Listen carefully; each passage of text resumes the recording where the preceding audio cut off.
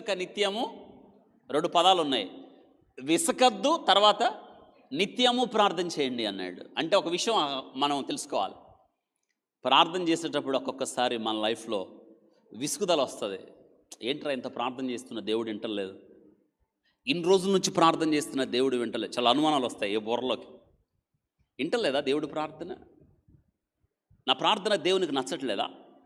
లేదా నా ప్రార్థన పరలోకం చేరట్లేదా?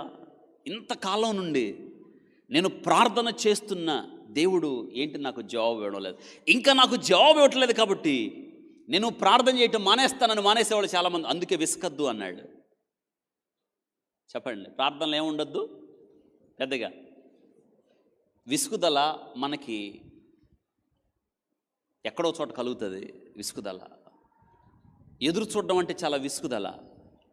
నీకు ఒక విషయం తెలుసా? ముసలోడు అయిపోయాడు ఆయన, వాళ్ళ భార్య కూడా ముసలం అయిపోయింది.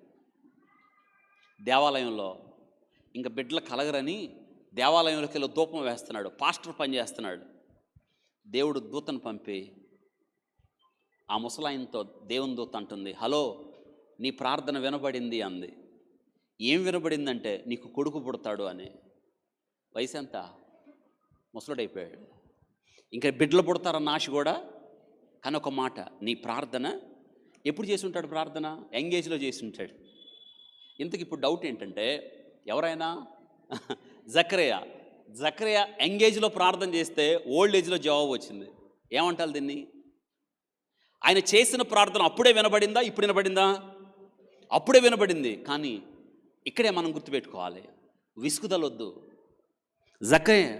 జకరియా నీ ప్రార్థన వినబడింది, పరలోకానికి వచ్చేసింది నీ ప్రార్థన. నువ్వు ఆ రోజు ప్రార్థన చేసావు, ఆ రోజే వినబడింది నీ ప్రార్థన, కానీ జవాబు మాత్రం ఇప్పుడు వచ్చింది. దాని అర్థం ఏంటంటే, వినండి, నువ్వు ప్రార్థన చేసావు, ఆయన విన్నాడు, కానీ జవాబు ఎప్పుడు ఇవ్వాలో ఎవరి చేతిలో ఉంది? అక్కడ దాకా ఎదురు చూడాలి. ఒకటి మటుకు వాస్తవం, నీ ప్రార్థన జవాబు రాకుండా మాత్రం ఉండదు. ఒకవేళ జవాబు రాకుండా ఉంది అంటే మనం ప్రార్థన చేయటం అవసరం లేదు. దేవుడు నీ ప్రార్థనకు జవాబు ఇస్తాడు అని నమ్మాలి. That's faith.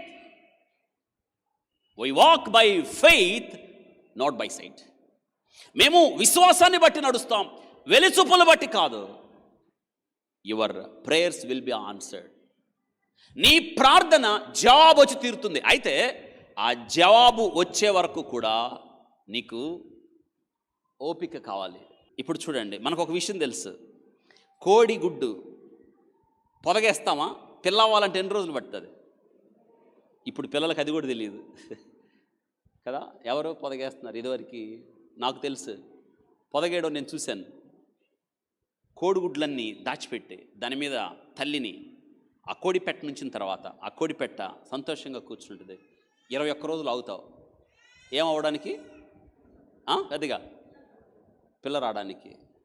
ఒక్క కోడి పిల్ల రావడానికి 21 రోజులు ఎదురు చూసావే. ఎవరన్నా పర్లేదులే ఇంకేడ ఎదురు చూస్తాం, కోడిగుడ్లు పగలగొట్టండి అంటే ఒప్పుకుంటామా? లేదు, ఆగాల్సిందే. 21 రోజులు ఆగావే. నువ్వు ప్రార్థన చేసినప్పుడు దేవుడు జవాబిస్తాడని తెలుసు, మరి ఆగద్దా? ఎందుకు విసుక్కుంటున్నావు? ప్రార్థన చేయడం ఎందుకు మానేస్తున్నావు? ఇంకా ప్రార్థన చేయడం వల్ల ప్రయోజనం ఏంది అని ఎలా అనుకుంటావు? ప్రార్థన చేసావు, నీకు ప్రార్థనకి జవాబు ఇవ్వాలని దేవునికి తెలుసు. జవాబు ఇవ్వాలనే కదా నువ్వు నాకు ప్రార్థన చేయన్నాడు. నీ జీవితంలో ఏ రీతిగా జవాబు ఇవ్వాలో, ఎప్పుడు జవాబు ఇవ్వాలో, ఎలా జవాబు ఇవ్వాలో దేవునికి తెలుసు. నీ కొరకు పని చేస్తుంటే లేచి వెళ్ళిపోతే ఏంటి అర్థం? నువ్వెవరింటికి వెళ్ళావు, కూర్చోబెట్టి వచ్చారు కదా, దయచేసి మా ఇంట్లో భోజనం చేయండి, నీ కొరకు నేను వంట సిద్ధం చేస్తున్నానంటే సరే అన్నాడు. కూర్చొని ఆమె వంటగదిలోకి వెళ్ళి వంట చేస్తున్నట్టు చెప్ప పెట్టకుండా పోతే ఏం చేసినట్టు? ఎవరిని అవమానించినట్టు? చెప్పండి, ఎవరిని? నిన్ను ప్రేమించి నీ కొరకు వంట చేయడానికి గదిలోకి వెళ్తామా? నీ కొరకు పని చేస్తుంటే నేను ఇంతసేపు కూర్చోలేదని వెళ్ళిపోతే ఎవరిని అవమానించినట్టు? రెండోసారి ఏ ముఖం పెట్టుకొని వెళ్తావు? విసుకద్దు. దేనికన్నా విసుగు. కానీ దేవుని దగ్గరికి వచ్చినప్పుడు నీ జీవితంలో విసుగుదల వద్దు. జకరియా నీ ప్రార్థన ఎప్పుడు చేసిన ప్రార్థన? వృద్ధాప్యంలోకి వచ్చిన తర్వాత నీ ప్రార్థన వినబడింది. విసుక్కోవద్దు ఎప్పుడు కూడా. విసుక్కుంటే ఎలా చెప్పండి? దేవుడు మన జీవితంలో పనిచేస్తున్నప్పుడు నువ్వు విసుక్కుంటే ఎలాగా? దేవుడు నీకేమి ఇవ్వాలో, ఎప్పుడు ఇవ్వాలో, ఎలా ఇవ్వాలో దేవునికి తెలుసు కదా. అవును, brash and bold and persistent prayer. ప్రార్థనలో పర్సవరెన్స్ మనకు ఉండాలి. ఆ ఎదురు చూపడం, దేవుని కొరకు ఎదురు చూడడం. నరులు ఆశ కలిగి యెహోవా అనుగ్రహించు రక్షణ కొరకు ఎదురు చూడడం మంచిది. ఇట్స్ గుడ్, మంచిది. లేచిపోతే ఎలా? ప్రే ఎట్ ఆల్ టైమ్స్. ప్రతి సందర్భంలో, అన్ని కాలాలలో మనం ఏం చేయాలి? ప్రార్థన. Pray in all places. ప్రతి స్థలంలో నువ్వు ప్రార్థన చేయొచ్చు. Pray for all things. ప్రతి విషయం కొరకు, ప్రతి సందర్భం కొరకు, ప్రతి సంఘటన కొరకు మనం ఏం చేయొచ్చు? ప్రభువా నేనేం చేయమంటావు చెప్పు.